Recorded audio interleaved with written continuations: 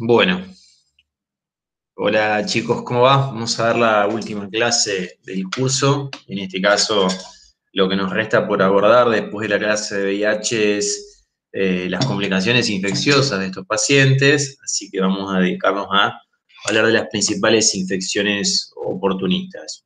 Yo me voy a enfocar básicamente en las que observamos con más frecuencia en la práctica diaria y en cuanto a incidencia desde el punto de vista epidemiológico.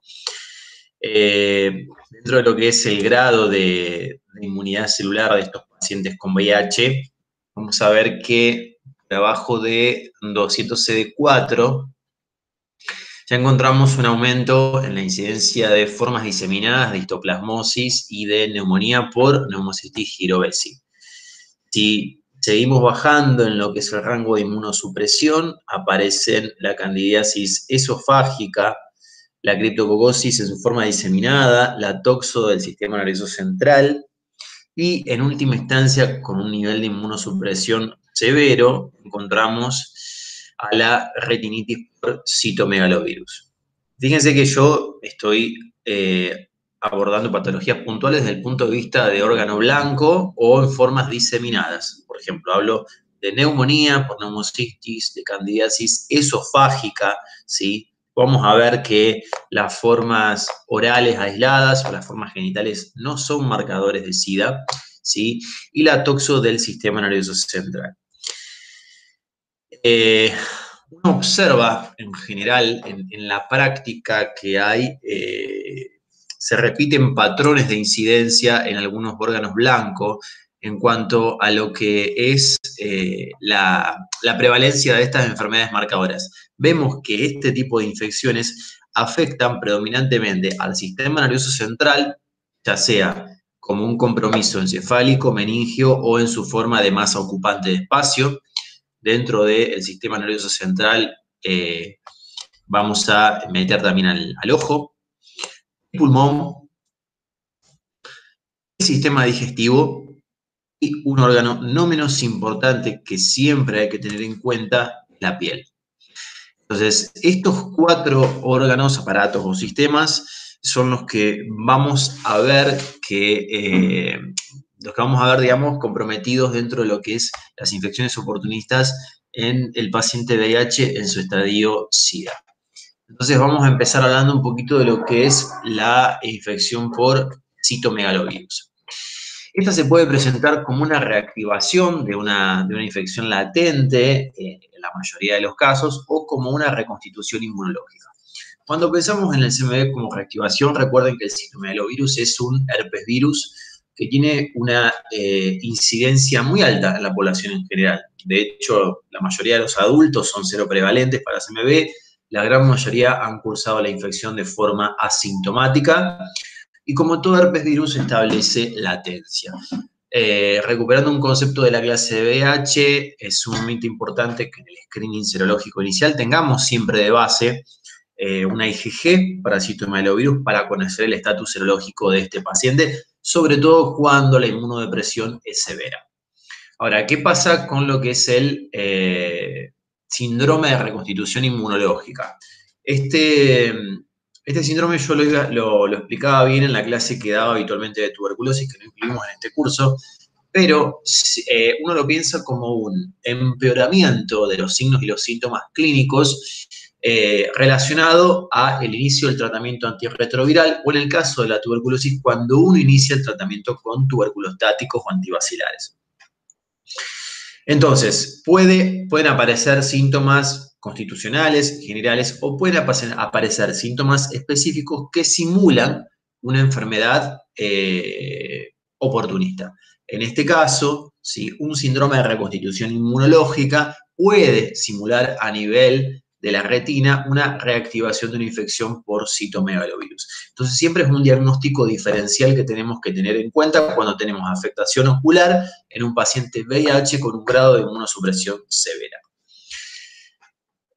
La forma más grave en la que el citomegalovirus puede afectar al ojo es bajo una forma de retinitis necrotizante, ¿sí?, con un compromiso de los vasos retinianos muy severo.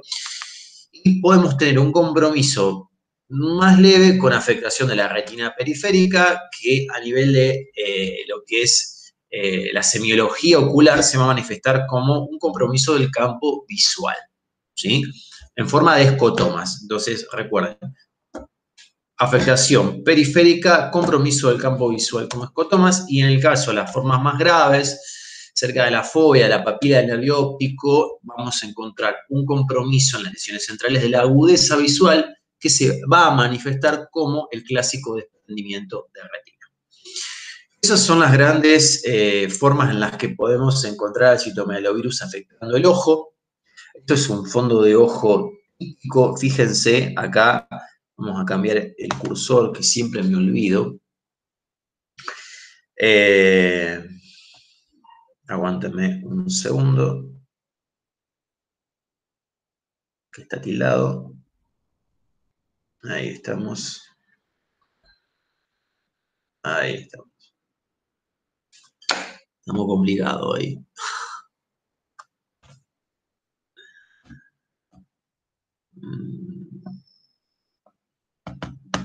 Bueno, no puedo. Pero básicamente con la flechita, si ustedes alcanzan a ver, acá vemos exudados algodonosos y acá focos hemorrágicos. Esto es típico de una retinitis necrotizante por citomegalovirus. El diagnóstico de este tipo de cuadros es midiendo la carga viral del virus a través de una reacción en cadena de polimerasa del humor acuoso. Esto se hace a través de una punción de humor acuoso, ¿sí? Lo ideal es el diagnóstico siempre a través de un especialista.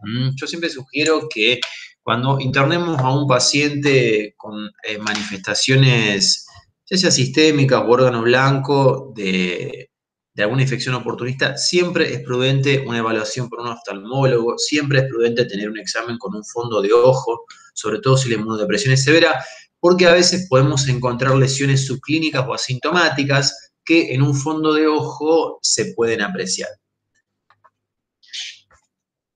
Ahora, saliendo de lo que son las manifestaciones extraoculares del citomegalovirus, podemos encontrar en orden de afectación, acá les hice un podio para que se acuerden, pero recuerden que la retinitis se lleva por lejos el primer puesto en incidencia de daño de órgano blanco. En segundo lugar encontramos el compromiso del aparato digestivo, como les mencioné en una de las primeras diapos, en forma de colitis o esofagitis. Acuérdense que en lo que es compromiso esofágico en general se presenta como una úlcera única de gran tamaño en tercio distal del esófago. El citomegalovirus es la primera causa de úlceras esofágicas, distinto de lo que observamos en la candidiasis. Entonces, ustedes piensen que siempre que nosotros tenemos un paciente con SIDA, con una disfagia, que no tenga muguet, lo ideal, bueno, en realidad siempre lo que vamos a hacer es primero un tratamiento empírico para una potencial candidiasis esofágica. Si vemos que después del tratamiento para la cándida el paciente no mejora clínicamente, hay que hacer una endoscopía buscando esto, buscando la posibilidad de que sea un compromiso por citomegalovirus. Y la colitis es una forma que habitualmente se manifiesta como una diarrea de evolución subaguda a crónica. No es fácil de diagnosticar. Acá en general también el diagnóstico se hace por una colonoscopía, con una toma de biopsia, y siempre hay que hacer una PCR de la biopsia. Siempre tenemos que buscar medir carga viral.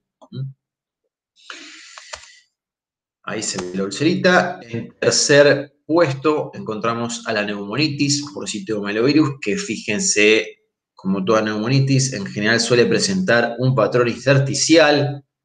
Y la que se queda fuera del podio, este tipo premio consuelo, es la ventrículoencefalitis.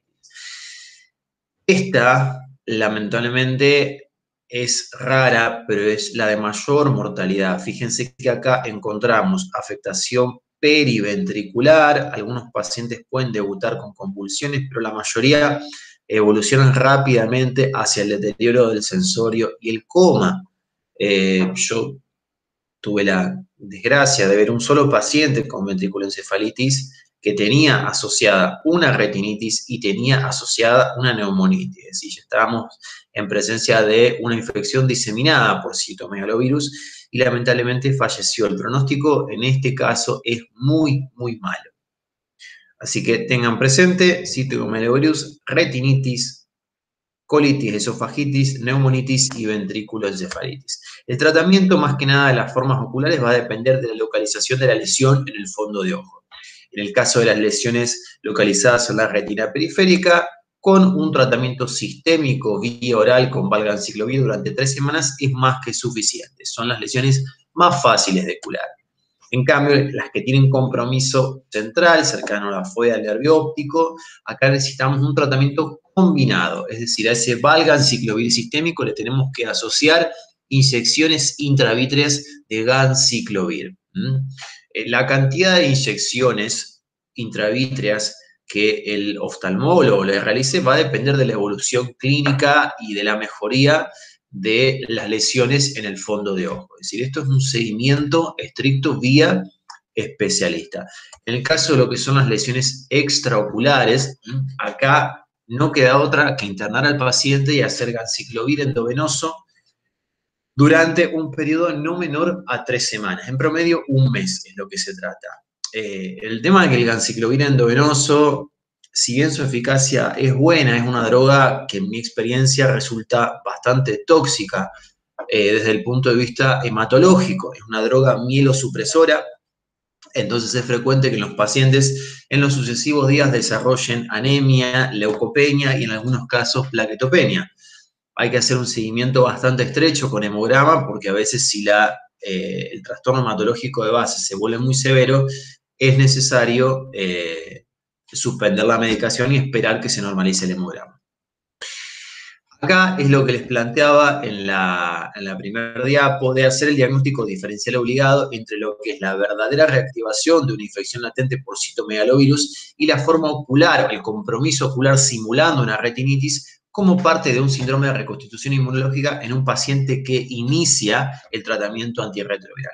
En este caso, todas las formas de reconstitución inmunológica se tratan con corticoides. Acá el diagnóstico lo voy a hacer porque obviamente la PCR en el humor acuoso me va a venir negativa. Entonces, esto es un diagnóstico de descarte, digamos. Lo primero que pienso es el citomegalovirus. Pero bueno, si empezó hace poquito el tratamiento, estoy obligado a pensar en esto y con corticoides, en general, la mayoría de los pacientes andan bien. En cuanto a lo que es la candidiasis, que esta es de las más frecuentes que uno ve en la práctica diaria, muchas veces es la que inclusive nos lleva a pedir una serología para VIH. Me ha pasado de hacer diagnóstico de VIH en una guardia porque llega el paciente con una candidiasis oral y esofágica a la consulta. En este caso, la mayoría de las cándidas que encontramos son de tipo albicans. Recuerden que podemos tener afectación en forma de placas o parches que al desprenderse dejan un lecho sangrante y doloroso. Y recuerden también estas dos formas, porque uno muchas veces lo que busca es ver este tipo de lesiones. Sí, estas si bien son las más frecuentes, pero también vean estas placas eritematosas sin membranas. Este es el eritema en parche y no menosprecien, chicos, a la queilitis angular, afectando la comisura bucal. Esto también es una candidiasis. Y esto, si se asocia a disfagia, nos obliga a plantear el diagnóstico diferencial, perdón, a plantear el diagnóstico de que el paciente tenga esta oportunidad. Las formas genitales quedan excluidas como marcadoras de SIDA y en este caso la que nos hace el diagnóstico o de la que nos habla de que el paciente está en un estadio SIDA es la esofagitis, ¿sí? Las mismas placas que encontramos a nivel de la boca las vamos a encontrar a nivel de la casi totalidad del esófago. Esta es la marcadora, no la forma orofaringe aislada ni la forma genital aislada. Entonces, el diagnóstico, hasta hace algunos años, a todos los pacientes VIH se les hacían endoscopías, ahora resulta totalmente inútil, por lo menos en un abordaje inicial. Acá todo paciente que nos llegue con un muguet, con una candidiasis oral asociado a disfagia durante la dilución, ya está. El diagnóstico es clínico, no hay necesidad de endoscopía. Podemos empezar con fluconazol, la forma aislada durante 7 días, la oral aislada durante una semana y la forma esofágica se trata como mínimo 2 semanas. Eso siempre viendo la evolución. Yo en general elijo la dosis de fluconazol en base a la cantidad de lesiones que observo y en base también a la sintomatología del paciente. Si veo que la disfagia es muy severa, si veo ya que apenas tolera líquido, le pongo una dosis máxima de fluco e inclusive a veces cuando progresan a la afagia, porque el compromiso del esófago es muy severo, a veces es necesario internarlos y hacerles unos días de tratamiento endovenoso con fluconazol hasta que mejoren clínicamente. En el caso de que haya una falta de respuesta clínica, que el paciente no mejore sus síntomas, tenemos que pensar en la posibilidad de otra oportunista. Como les dije, la otra es el citomegalovirus o la posibilidad de que sea una cándida resistente a los azoles. Y en este caso ya nos metemos dentro de lo que son las cándidas no albicans, ¿sí? Glabrata, tropicalis, dubliniensis y crucei.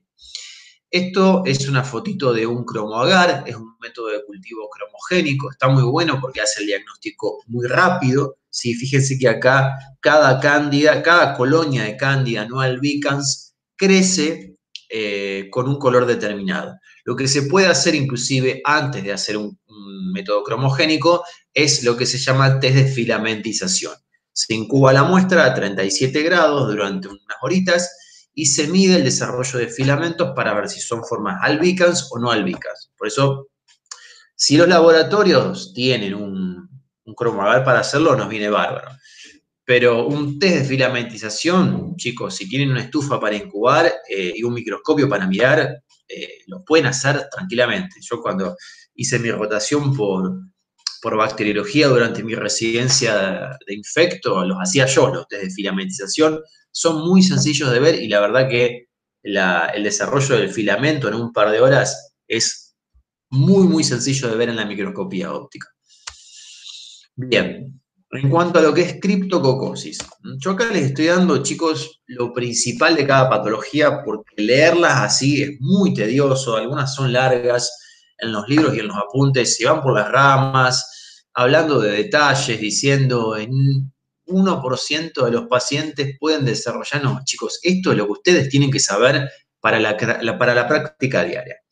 La cripto, que de todas las oportunistas de las cuales vamos a hablar hoy, realmente es la que más nos genera dolores de cabeza, porque es la más complicada de tratar y es la que lamentablemente más mata a los pacientes. En la época pre-HART, digamos, cuando yo les conté en la clase de VIH que los pacientes se internaban en los hospitales públicos para morirse, lamentablemente la mayoría se morían o de una tuberculosis o de una criptococosis del sistema nervioso central.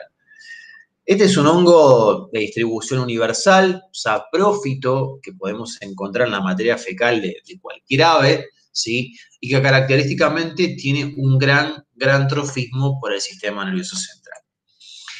Como les dije, es la oportunista que más nos mata a los pacientes en estadio SIDA, ¿sí? Y que puede, o en general, suele ser una complicación de una forma diseminada. Es decir, no vamos a encontrar a un hongo comprometiendo aisladamente el sistema nervioso central. Para que se produzca una meningitis por cripto es necesario que primero haya una fungemia, que el hongo trasloque a sangre. Vamos en general a ver que son pacientes que pueden tener también asociado un compromiso respiratorio y un compromiso cutáneo, ¿sí? Acá es donde más uno va a apuntar a ver lesiones, en pulmón y en piel. Esta es una infección que también podemos encontrar, por ejemplo, en los neutropénicos febriles también, o en los pacientes con alguna patología oncomatológica de base. Fíjense, dos palabritas de lo que es la fisiopatología. Acá el hongo coloniza un espacio virtual que se llama espacio de Birkhoff-Robin, son espacios que habitualmente funcionan como sitios de drenaje del líquido cefalorraquídeo. Son espacios un poquito complicados de ver en una neuroimagen. Ahí fíjense que yo les marqué uno, son muy chiquititos, pero cuando son ocupados por las levaduras del cripto, a medida que la carga fúngica, que las levaduras empiezan a reproducirse, se genera un bloqueo de estos espacios de Birkhoff-Robin y aparece el gran problema de estos pacientes, que es el desarrollo de hidrocefalia. Desarrollan una hidrocefalia no comunicante, que es la que lamentablemente nos ensombrece el pronóstico y nos condiciona una falla terapéutica. Clínicamente, esta meningitis no se va a manifestar con los síntomas clásicos de esa meningitis bacteriana que vimos en las primeras clases. No vamos a ver un paciente con un síndrome meningio florido, con fiebre alta, con cefalea con rigidez de nuca. Acá es una cefalea de evolución subaguda que rápidamente, que puede ser al inicio frontal o bitemporal y rápidamente, mejor dicho, rápidamente no, con el transcurso de los días y semanas se va haciendo holocraniana. Menos de la mitad de los pacientes tienen fiebre. Eso también es algo que nos tiene que mantener alertas. Pero en general, paciente con VIH, SIDA, sin tratamiento, que consulta por cefalea, tenemos que pensar o en una toxo del sistema nervioso central o una meningitis por cripto. Y lamentablemente muchos hacen su debut con convulsiones, lo que también nos ensombrece el pronóstico. Entonces acá vamos a hacer una punción lumbar. Recuerden que siempre, previo a la realización de una punción lumbar, hay que hacer una tomografía en los pacientes VIH-Sida.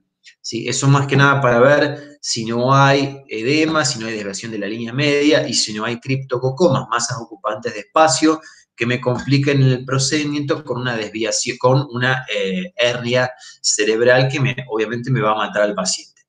Siempre cuando nosotros ponemos la aguja punta lápiz entre el cuarto y el quinto espacio intercostal, voy a tener un perfus al lado para medir la presión de apertura del líquido cefalorraquídeo. En general, la presión, que en su variable normal oscila entre 8 y 12 centímetros de agua, acá va a ser muy alta.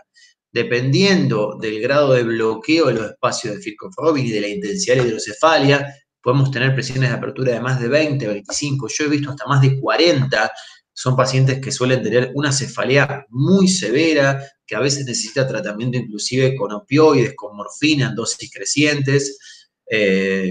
Lamentablemente, bueno, uno de mis primeros pacientes cuando yo era residente de clínica, allá en el Hospital Eva Perón, en Baigorria, fue de una mujer que era enfermera, que, bueno, le había contagiado de VIH su pareja y había debutado con una meningitis a cripto, refractaria al tratamiento, con una que había desarrollado una cefalea ya intratable a los opioides, y el tema con las punciones de líquido cefalorraquídeo es que también a veces tienen que hacerse a modo de evacuación periódica. Ya tenía inclusive tunelizado el sitio de abordaje para poner la aguja de tantas punciones lumbares que le habíamos hecho, porque no había forma de controlar la cefalea. La única manera era haciéndole punciones evacuadoras diarias. En esa época también, bueno, el hospital no tenía servicio de neurocirugía, entonces la posibilidad de colocar un catéter de derivación ventriculoperitoneal era nula. Así que lamentablemente esa paciente falleció. El diagnóstico, obviamente, después de la neuroimagen y hacer la PL, no esperen ver demasiadas alteraciones en el líquido cefalorraquídeo de estos pacientes. A veces una pleocitosis leve, la glucosa puede estar normal o consumida. Acá lo útil en la práctica diaria es hacer hemocultivo siempre, porque les dije que en general hay una criptococosis diseminada, una tinción con tinta china, que en la mayoría de los casos nos hace el diagnóstico, y desde el punto de vista del pronóstico es útil la antigenemia y la antigenorraquia. La antigenemia hay que hacerla siempre en todo paciente VIH con menos de 200 CD4, porque a veces hay una criptococosis diseminada, asintomática o latente, que en última instancia se termina complicando con una invasión del sistema nervioso central. Entonces, recuerden que la antigenemia en ese título me dice, es un fuerte predictor de que el paciente a mediano plazo, a corto o a mediano plazo, va a terminar desarrollando una meningitis por cripto. Y la antigenorraquia, desde el punto de vista del diagnóstico, también es un fuerte predictor de fracaso terapéutico. Porque, fíjense, una antigenorraquia con estos títulos me habla de que la carga fúngica, de que la cantidad de levaduras en el líquido cefalorraquídeo del sistema nervioso central es altísima. Entonces el bloqueo de los espacios de Kirchhoff-Robin va a ser tremendo y la hidrocefalia que va a terminar desarrollando ese paciente probablemente sea refractaria, ¿sí? Esto lamentablemente es lo peor que nos puede pasar como médicos, ver títulos de antigenorraquia tan altas porque ya nos está lamentablemente prediciendo que ese paciente va a andar mal y tiene altas chances de fracaso terapéutico. Bien. Lo que es el tratamiento. Nosotros tenemos que el tratamiento se divide en 3 fases, en una etapa de inducción seguida de consolidación y mantenimiento. La etapa de inducción la vamos a hacer con anfotericina liposomal asociada a fluconazol, dosis altas de fluconazol, entre 800 y 1200 miligramos, durante un periodo de 2 semanas.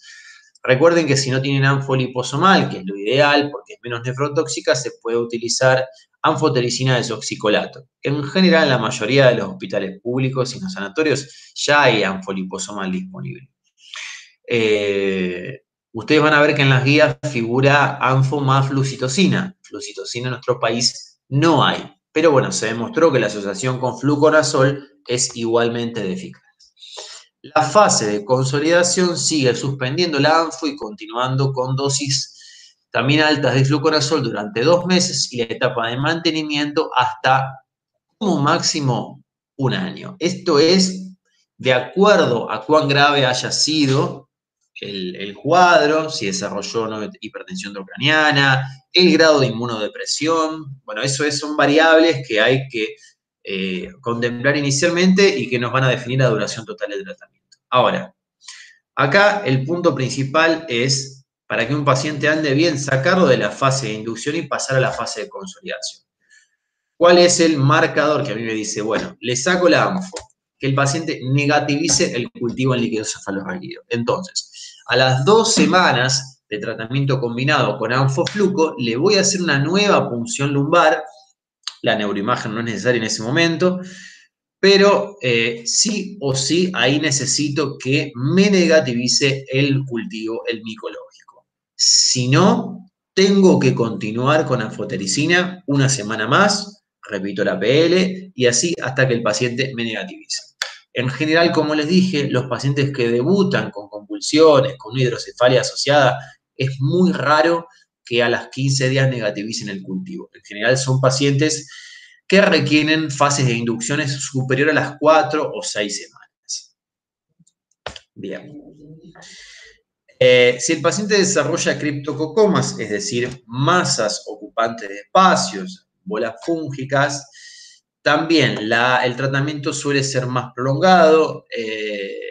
Acá también recuerden que existe la posibilidad, una alta chance, al igual que en la retinitis por citomegalovirus, de síndrome de reconstitución inmunológica, ¿sí? Pero acá una cosa es el ojo, otra cosa es el cerebro. Yo les diría, acá es una de las patologías marcadoras en las que estamos obligados por lo menos a diferir en un par de semanas el inicio de la terapia antirretroviral. Es decir, yo les diría, en un paciente que debuta con SIDA, con esta marcadora, arrancamos con anfofluco, ¿sí?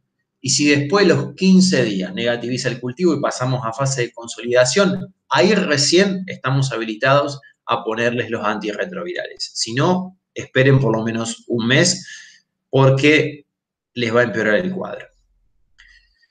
Bien, eso es todo con respecto a criptococosis. Pasamos a histoplasmosis, ¿sí? Una micosis endémica de nuestra zona. Recuerden esta famosa imagen en rueda de timón. Este también es un saprófito de aves, de guano, de materia fecal de murciélago, y también lo vamos a encontrar en los suelos con materia orgánica putrefacta. ¿Sí? Si ustedes van, por ejemplo, caminando en invierno por una plaza o un parque y ven toda la hojarasca sobre la tierra húmeda, esa hoja seca, que después se humedece y se termina pudriendo, ese es un microecosistema apto para la colonización por histoplasma. Por eso siempre sugiero a los pacientes con grado de inmunodepresión muy severa que no frecuenten plazas o parques donde hay una gran cantidad de aves o materia fecal de aves. Ni hablar si tienen, bueno, gallineros o criaderos de aves, ese tipo de espacios hay que evitarlos. Bien. Esta es una enfermedad, es una de las grandes causas de FOD, de fiebre de origen desconocido, junto con dos patologías que me hubiese gustado abordar en este curso, pero bueno, lamentablemente, porque no hubo tiempo, no se pudieron tratar, que son la tuberculosis y la brucelosis. Son, como les dije, dentro de lo que es el planteo diagnóstico de la fiebre, el algoritmo diagnóstico de la fiebre de origen desconocido, como grandes causas infecciosas de fiebre de origen desconocido, siempre tenemos que tener estas tres, ¿sí? Brucela, tuberculosis y histoplasmosis diseminada. Como les dije, da un síndrome febril prolongado que puede asociar hepatoesplenomegalia, cosa que en la brucelosis también podemos encontrar. Adenopatías retroperitoneales, estas son bastante características, ¿sí? Podemos llegar a encontrar úlceras orales, diarrea crónica como compromiso también del sistema digestivo y muy raramente un histoplasmoma como masa ocupante de espacio. Yo he visto úlceras orales, he visto inclusive compromiso de la laringe, hasta en inmunocompetentes he visto, pero bueno, el compromiso de todo paciente con disfonía crónica, sospechemos una laringitis crónica, siempre hay que contemplar dentro de las micosis a la histoplasmosis como causa de laringitis crónica, eso tenganlo presente. Pero bueno, por lejos las formas más frecuentes que encontramos en la forma diseminada es la afectación del pulmón. Fíjense que estos infiltrados son muy parecidos a los que podemos observar en una tuberculosis miliar. Muy parecidas son las placas. De hecho, tomográficamente también da lo que se llama patrón en árbol en brote. Ustedes recuerden que el patrón tomográfico en árbol en brote no es algo específico, ¿sí? Es un signo tomográfico que podemos encontrar en un montón de patologías. Pero como diagnósticos diferenciales de patrón en árbol en brote, siempre tener presente la tuberculosis miliar y la histoplasmosis diseminada. Y estas típicas lesiones cutáneas, que son pápulas diseminadas, que en general también prevalecen en todo el tronco, que en el centro se umbilican y se ulceran. Estas son bastante patognomónicas, estas son las que tenemos que ir a biopsiar. Por eso siempre hago hincapié, chicos, en mirarles la piel a los pacientes con VIH. Acá lo que solemos hacer es, y lo tenemos disponible, un antígeno urinario, hemocultivo por lisicentrifugación, son unos tubitos que contienen una sustancia que se llama saponina. Ustedes recuerden que son hongos intracelulares, entonces la saponina lo que hace es lisar los glóbulos rojos y dejar expuesto el hongo. Y siempre que tengamos una lesión, ir y biopsiar. En este caso, si no hay lesiones de piel y el paciente tiene a lo mejor una diarrea crónica, al igual que en el citomegalovirus, es necesario hacer una endoscopía con toma de biopsia. Acá también suelen tener compromiso de yeyuno e ilion, así que también a veces se puede manifestar como un síndrome de fosa ilíaca derecha. Raro, pero puede pasar. Bien, tratamiento. Acá es muy parecido al de la cripto, ¿sí? Formas graves y diseminadas. Acá la anfoliposomal también por 2 semanas, asociada en este caso al itraconazol. El itraconazol es siempre por 1 año, ¿sí?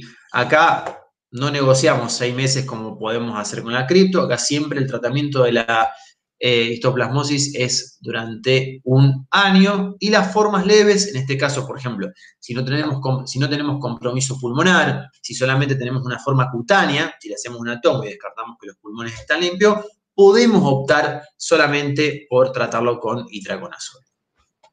Bien, toxo. Esta también en la práctica diaria es una de las que más se ve. Yo hace poco tuve en uno de los sanatorios donde trabajo una paciente a la cual se le hace diagnóstico de VIH-Sida en el contexto de una toxoplasmosis del sistema nervioso central. Paciente que, te soy sincero, chicos, hacía 6 años que no veía una toxo, ¿sí? Son infecciones oportunistas que son cada vez más raras de ver, porque uno va haciendo el diagnóstico de VIH de forma cada vez más precoz. Acá la reactivación en realidad está sujeta a una cuestión epidemiológica que es la seroprevalencia. Si hay países que tienen más o menos incidencia de infección por toxoplasma, todos sabemos la forma de transmisión de la toxoplasmosis, no es necesario recordarla, pero bueno, en general acá se presenta como el gran síndrome de masa ocupante de espacio, ¿sí? Primer diagnóstico diferencial de masa ocupante de espacio en el sistema nervioso central en paciente con SIDA, toxoplasmosis, chicos. Grábenselo acá. El tratamiento, o sea, el diagnóstico es muy fácil, clínica, neuroimagen y un paciente con un IgG positivo. Vuelvo a recuperar el concepto de todo el estudio serológico que tenemos que hacer de base en un paciente al cual le hacemos diagnóstico de VIH. Siempre recuerden que tiene que tener basal una serología para toxo. Recuerden que en algunos casos, si el paciente está muy inmunodeprimido, si tiene menos de 100, de 50 CD4, producto de esa hipoergia, de esa anergia que tienen, algunos pacientes pueden negativizar la IgG, ¿sí? Por la inmunodepresión severa. Así que no se fíen de que, bueno, tiene IgG negativa, no es toxo. No, esto es combinando los tres. El síndrome más ocupante se puede presentar, por ejemplo, como un foco neurológico, ¿sí? Como cefalea con fiebre o en algunos casos como convulsiones. ¿Por qué? Porque tienen compromiso córtico-subcortical y la localización típica es en los ganglios basales, ¿sí? Son chicos muy características las imágenes de la toxoanatomografía. Esto es muy fácil de diagnosticar un tomo. Fíjense, imagen con centro hipodenso, con un refuerzo del anillo. Recuerden que siempre que pidan una tomografía para un paciente de VIH va siempre con contraste, si no tiene contraindicaciones. ¿Está? Fíjense que acá hay algunas lesiones córticos subcorticales, pueden ser únicas, múltiples, como es este caso. Y los dos diagnósticos diferenciales que tenemos que hacer, que son fáciles de hacer desde el punto de vista tomográfico, pero sobre todo cuando el paciente está muy inmunodeprimido, ¿sí? Es, primero, con esta lesión, fíjense, puede comprometer también a los núcleos, a los ganglios basales, perdón, en este caso es de localización periventricular. Fíjense que genera un colapso del ventrículo con desplazamiento de línea media, pero que a diferencia de esta lesión tiene un refuerzo totalmente homogéneo, no hay anillo, no hay centro hipodenso. Esto es un linfoma primario del sistema nervioso central. Y otra lesión es esta también, que no refuerza tanto, pero que suelen ser lesiones más extensas, irregulares, también de distribución periventricular. Esto es una leucoencefalopatía multifocal progresiva producida por virus JC. La gran diferencia es, en realidad, debido a muerte, chicos. Un paciente con un linfoma primario o una LMP, el pronóstico es ominoso, de 3 a 6 meses de vida. Mientras que la toxo, obviamente, si no la agarramos tarde, se cura. Tratamiento. El tratamiento de elección, chicos, es pirisulfa, siempre que podamos conseguir. No es un tratamiento barato, es caro, ¿sí? Para que el paciente lo compre, pero bueno, como segunda línea, pirimetamina, clindamicina y como tercera línea, TMS. Pero siempre que puedan conseguirlo, les sugiero pirimetamina sulfadiazina. Ahora, cuando el paciente, si ustedes ven que el tomografista les informa un gran efecto de masa, tenemos la posibilidad de, durante un periodo corto de tiempo, añadirle corticoides. Corticoides les hablo de dexametasona en dosis antiedema, 4 miligramos cada 6 horas, ¿sí? Si hizo convulsiones, obviamente anticonvulsivantes, en este caso el de elección es el levetiracetam. Recuerden que la mayoría de los anticonvulsivantes son inductores enzimáticos, ¿sí? Del citocromo P450, tienen un montón de interacciones, el levetiracetam es el que menos interacciones tiene. Y como estamos hablando de un tratamiento que implica drogas antifolato, siempre hacer suplementación con ácido folínico. No ácido fólico, folínico, chicos. En la cadena metabólica el folínico es un sustrato que está antes. Si le doy fólico no va a servir para nada. La dosis habitual es de 10 a 15 miligramos día. Obviamente el folínico lo va a recibir el mismo tiempo que dure el tratamiento con la pirisulfa. ¿Por qué digo de usar el corticoide durante un periodo corto de tiempo? ¿Por qué? Porque yo necesito ver si la mejoría clínica y tomográfica del paciente es debido al tratamiento específico antiparasitario con la pirisulfa o si es por efecto del corticoide per se. ¿Qué pasa? Si llega a ser una lesión distinta a la toxo, como es el caso, por ejemplo, de un linfoma primario, ustedes saben que en general las lesiones de linfoma se achican con los corticoides, tienen buena respuesta al corticoide. Inclusive, si yo termino biopsiando esa lesión, el corticoide me puede generar un falso negativo en la biopsia. Así que yo insisto y estoy cansado de ir y corregir atrás indicaciones de los clínicos. Yo soy clínico también, pero bueno, en este caso actúo o oficio como infectólogo, de que a veces veo que le dejan la Dexa más de una semana, 10 días, 15 días, y los tengo que cagar a pedo porque eso nos embarra la cancha. Entonces, cuando yo voy y le hago la toma de control, me digo, y esto, bueno, sí mejoró, pero ¿por qué mejoró? ¿Por la pirisulfa o por el corticoide? No se manden esa cagada, chicos. Bueno, entonces, ¿qué pasa? A los 15 días de iniciar el tratamiento le voy a hacer una nueva tomografía con contraste de control, ¿sí? Y acá veo si las lesiones se achicaron o no. Entonces, ¿qué pasa? Si las lesiones se achicaron, obviamente sigo 6 semanas con el tratamiento, ya sin corticoides, y con el ácido folínico. En el caso de que no vea mejoría ni tomográfica ni clínica, tengo que sospechar que se trate de otra etiología. Acá tengo métodos invasivos y no invasivos para hacer el diagnóstico. Hay estudios como la tomografía por emisión de positrones, que es el PET o el SPECT, ¿sí? Que miden metabolitos como galio o talio, me parece que eran, que son metabolitos que podemos encontrar en patologías como el linfoma, ¿sí? La difusión de estos metabolitos. En el caso de que no tenga la posibilidad de hacer un TAC, un SPECT o un PECTAC, si tengo que recurrir a la biopsia estereotáxica y voy a llamar al neurocirujano, le voy a decir que el paciente no está con corticoides y así hay que recurrir a la biopsia. Si son lesiones profundas, en general no son muy fáciles de biopsiar. Si son córticos subcorticales, sí. ¿Sí? Así que esto es lo último para hacer. Nada más con toxo, pasamos a neumonía por Pneumocystis jirovesi, que junto con la cándida, en mi experiencia clínica, es lo más frecuente que he visto. Me acuerdo en una época, ya año 2008, 2009, siempre tener un paciente internado en la sala de clínica con neumonía por Pneumocystis jirovesi. Entonces, ahí, fíjense, es la marcadora de SIDA más frecuente en el paciente con menos de 200 CD4. Acá también, al igual que la meningitis por cripto, que se comporta distinto a la meningitis bacteriana clásica, acá también encontramos un comportamiento clínico que se aleja un poco de la neumonía bacteriana clásica, ¿sí?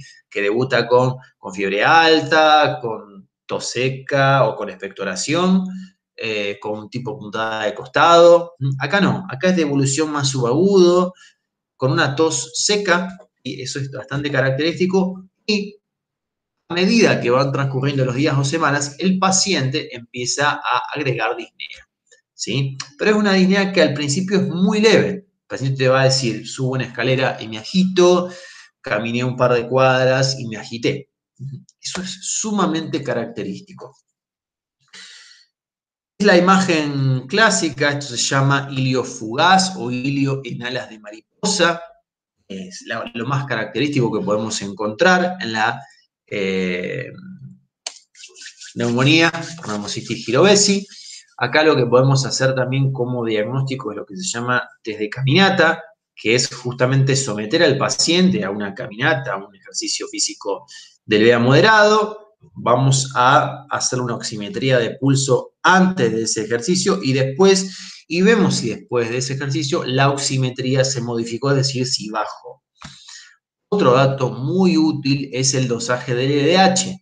Recuerden que una LDH normal tiene un valor predictivo negativo muy alto, es decir, que me descarto, me aleja bastante la posibilidad de que se trate de un neumocistis. La mayoría de los neumocistis me generan valores de LDH alto. No todos los pacientes, pero ya sí aquellos que tienen una infección progresada, la gran mayoría van a desarrollar hipoxemia. Esta es una tomografía de un paciente, dicho vulgarmente, prendido fuego por una homocitis. Acá inclusive tenemos imágenes de bullas, imágenes quísticas, ¿sí? Un gran compromiso, gran compromiso. Algunos pacientes inclusive pueden romper bullas y complicarse con neumotórax. Entonces, acá lo que me va a definir si mando al paciente a la casa y lo trato de forma ambulatoria y vía oral, o si lo interno, es la hipoxemia. Punto de corte de hipoxemia teórica, 70. Más de 70, a la casa, obviamente también siempre dentro de lo que es el estado general, menos de 70 se interna. ¿Se interna con qué? Con el tratamiento específico y con corticoides. El tratamiento específico es con trimetopril-sulfamethoxazol, conocido comercialmente como Bactrim. Fíjense que la dosis que estamos usando acá es una dosis alta, alta, y hay que calcularla exactamente en base a los miligramos kilo que tenga el paciente. El tratamiento se hace siempre durante 3 semanas y fíjense que acá también vamos a usar dosis altas de corticoides. ¿Por qué usamos corticoides casi en dosis inmunosupresoras y lo vamos bajando de a poquito? ¿Sí? Porque lo que puede pasar al principio cuando le doy el Bactrim es que se genere, recuerden cuando hablábamos de sífilis, de la lisis treponémica masiva que genera la reacción de Harry-Alzheimer, bueno, acá pasa algo parecido. La lisis masiva de los neumocistis me puede, al inicio del tratamiento con TMS, empeorar el cuadro clínico y empeorar la hipoxemia. Por eso, de alguna manera, le pongo este corticoide para controlar o para generar un efecto inflamatorio por lo menos los primeros días del tratamiento. También recuerden que al estar utilizando dosis casi máximas de TMS, también aumenta la posibilidad de efectos adversos ligados a este antibiótico. En mi experiencia, los que más he visto son el rash, un rash maculopapular generalizado, o sea, una farmacodermia que a veces suele ser severa, la leucopenia por su efecto antifolato, pero si uno suplementa con folínico no lo vemos, un movimiento leve de transaminasas y a veces puede bajar un poquito el potasio. Por lejos, el que más he visto es el rash por Bactrim, ¿sí? Acá lo que se puede hacer, y lo he hecho un montón de veces, es la desensibilización, se le da jarabe de Bactrim en dosis creciente, la desensibilización dura 5 días, arrancamos con una dosis mínima y terminamos al 5.º día con la dosis máxima de Bactrim. En la gran mayoría de los pacientes funciona y me permite continuar el tratamiento sin complicaciones. Bien, recuerden esto, hago hincapié. También recuerden esto. Todo paciente, ¿sí?, con menos de 200 CD4 que desarrolla una neumonía por neumocitis girovesi, estamos obligados a continuar haciendo una profilaxis secundaria. En este caso tenemos la opción de hacerle un Bactrim forte, que es 800 y 160, 3 veces por semana, lunes, miércoles y viernes, martes, jueves y sábado, como quieran, o una dosis diaria. Yo siempre les sugiero la trisemanal, que es la más fácil de aplicar desde el punto de vista práctico. Esto lo vamos a mantener mientras, si el paciente levanta, necesitamos que levante los CD4 por arriba de 200 durante un periodo mínimo de 6 meses. Es decir, le hago una primera determinación de CD4, me viene 250. A los 6 meses se la repito, me viene 300, ahí sí ya me olvido de la profilaxis y puedo suspender el Bactrim tranquilamente. Así que bueno, nada más, chicos. Esto es todo de infecciones oportunistas, es todo lo práctico, lo que no tienen que dejar de saber. Bueno, nada, creo que esta fue la última clase, así que me despido a ustedes. Espero que les haya servido el curso, que les haya sido útil. Bueno, después les pasaré a los chicos del centro estudiante el examen para que veamos qué aprendieron, qué les quedó de estas clases. Bueno, mucha suerte.